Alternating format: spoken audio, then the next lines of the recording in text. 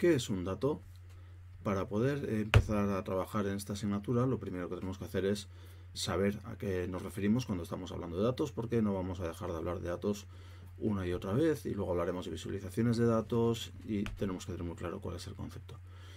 Vamos a coger la definición que podemos encontrar en la Wikipedia, en la que podemos leer que un dato es una representación simbólica de un atributo o variable, y dentro de esa representación simbólica se nos especifica que puede ser de tipo numérico, alfanumérico, algorítmico, espacial. Luego veremos otras tipologías de datos. Lo que nos importa en estos momentos es que se tratan de representaciones simbólicas. Esto lo que quiere decir es que no se trata de elementos que existan en la naturaleza per se, sino que son construcciones del ser humano. El ser humano es el que genera esas representaciones simbólicas. Luego veremos cómo genera los datos. Y son representaciones simbólicas de atributos o variables de lo que normalmente se suelen llamar entidades, o de cosas, o de... Para profundizar un poquito más, atributo, cuando se habla de ciencia o en investigaciones científicas, normalmente un atributo se refiere a una característica de personas, de objetos, de lo que sea que estemos estudiando, analizando. En estadística se habla de variable, ya hemos visto que en la definición se habla de atributo o variable. La variable estadística a su vez también es una característica de aquello que estamos observando y es variable en cuanto al valor que puede tener, puede cambiar. Por poner un ejemplo de variable, pues la velocidad de un coche puede ir cambiando a lo largo de un trayecto, pero sin embargo la velocidad de la luz en ese caso sería una constante, ¿vale? El valor siempre va a ser el mismo independientemente de las condiciones externas y de cualquier otro tipo de situación. Así que en este caso dato sería equivalente al valor que hemos asignado a una variable.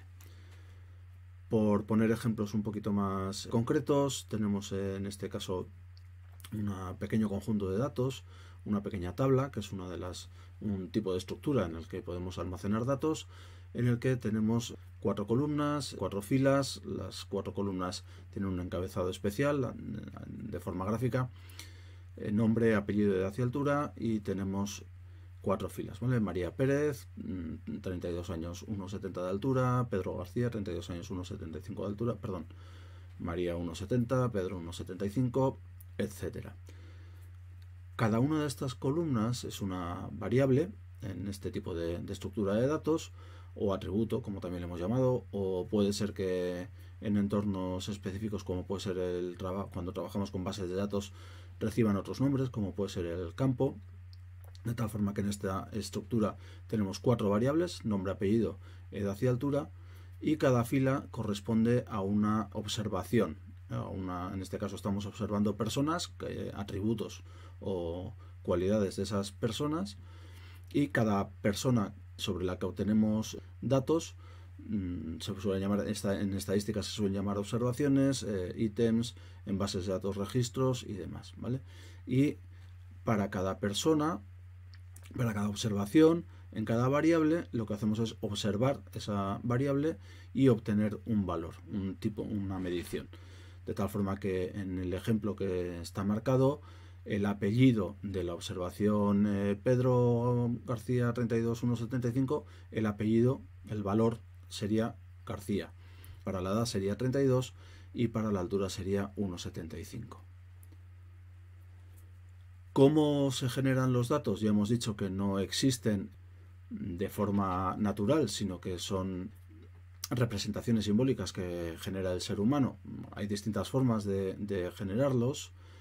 Puede ser bien a través de observaciones directas que de alguna forma tenemos que poder medir, fenómenos naturales, cosas que pasan en grupos sociales, cualquier tipo de cosa que nos interese analizar. Podemos obtener datos a partir de experimentos que diseñamos precisamente para obtener datos que nos ayuden a corroborar o refutar una hipótesis, ¿vale? Según suele hacer el método científico, por ejemplo. En otros ámbitos, como por ejemplo la historia, es más habitual recuperar datos a partir de documentos históricos, y a su vez pues bueno, podemos generar nuevos conjuntos de datos a partir de distintos libros, papiros o lo que sea. Y últimamente, hoy por hoy, lo más habitual es que muchos de los datos que se generan hoy por hoy se generen automáticamente a través de sensores que suelen estar integrados en las máquinas. El ejemplo más fácil es el teléfono móvil. Cualquier teléfono móvil hoy por hoy tiene una cantidad de sensores bastante importante, de localización GPS, de movimiento, de luz exterior, para que se ponga automáticamente en modo noche, modo día. Y aunque nosotros no lo sepamos, esos sensores están recogiendo datos en todo momento. ¿Qué tipo de datos, con qué tipo de datos vamos a trabajar? Bueno, aquí sobre la tipología de datos hay distintas formas de analizarlos. Una de las más habituales es el tipo de escala de medición que usemos para recoger nuestros datos. Ahí tendríamos los datos de tipo nominal. Por ejemplo, en el ejemplo que hemos puesto anteriormente, el nombre y el apellido serían de tipo nominal, o también se suele llamar de tipo cualitativo. Dentro del tipo cualitativo también tendríamos a las ordinales, en las que ya se establece un orden entre los distintos valores. Por ejemplo, cuando estamos respondiendo a una encuesta y nos preguntan la opinión sobre algún tema y nos dan 3 opciones: favorable, neutra, desfavorable. En ese caso, lo que tenemos es una variable de tipo cualitativo, pero es ordinal. Bien, porque hay un orden explícito dentro de los posibles valores que puede almacenar esa variable. A partir de ahí tendríamos las variables cuantitativas, en las que se almacenan con cifras, y aquí tenemos distintos tipos de escalas para medir este tipo de variables. Tenemos las de tipo de intervalo, que estas son unas escalas, pues se suele poner como ejemplo las escalas de temperatura, en las que el 0 no significa ausencia de aquello que estamos midiendo. Es decir, cuando hablamos de que la temperatura es de 0 grados, eso no quiere decir que no haya temperatura. Se creó así la escala, pero salvo que le estemos midiendo en grados Kelvin, en cuyo caso el 0 sí sería, y por eso se suele llamar 0 absoluto, ¿vale? Pero de hecho las escalas para medir la temperatura, tanto Celsius como Fahrenheit, son de tipo intervalo. El 0 no solo no significa que no haya nada de temperatura, sino que además la misma temperatura, la misma sensación que podamos tener en la naturaleza, dependiendo de qué escala tengamos, se le asigna un valor u otro. Y finalmente tenemos las escalas de razón, aquellas en las que el 0 sí significa que hay una ausencia de aquello que estamos midiendo. Y puede tener valores negativos o no, dependiendo del tipo de variable con la que estemos trabajando. Tener en cuenta este tipo de datos, las escalas, es importante porque, como veremos, influyen en el tipo de cálculos que podemos hacer con esos datos. Bien, en el caso de una variable nominal, por ejemplo, que son las más simples, donde yo puedo tener, por ejemplo, almacenados el color de pelo de la gente, y tengo pues rubio, moreno, castaño, pelirrojo, ¿vale? Ahí lo único que vamos a poder hacer en principio es contar, si yo tengo datos de 100 personas, de esas 100 personas, cuántas son de color castaño, cuántas son rubias, cuántas son pelirrojas, y poco más, ¿vale? Mientras que cuando trabajamos con variables o con datos de tipo cuantitativo y de razón, pues vamos a poder hacer muchos más cálculos matemáticos.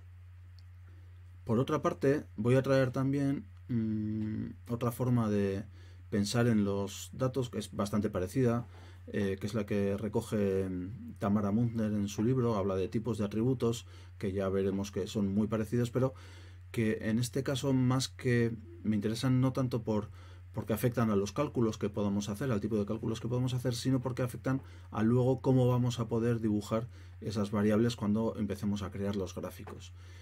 De tal forma que tendríamos los datos de tipo categórico o nominales, serían los cualitativos nominales.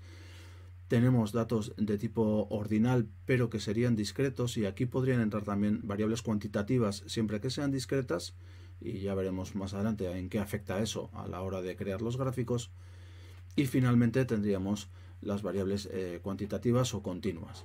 También tenemos otros tipos de datos que requerirán un trabajo específico. Por ejemplo, los datos que almacenan variables temporales, horas, minutos, días, fechas, que tienen un tratamiento especial. Los datos espaciales, pues sistemas de latitud y longitud, pero que tienen que coordinarse con un sistema de proyección para que podamos dibujar un mapa correctamente. O otros como los grafos o redes sociales, que también tienen un tipo de, más que de dato especial, porque normalmente suelen ser de tipo nominal y demás, es la estructura en la que guardamos los datos y el tipo de cálculos y de gráficos que podemos crear lo que les confiere un carácter especial.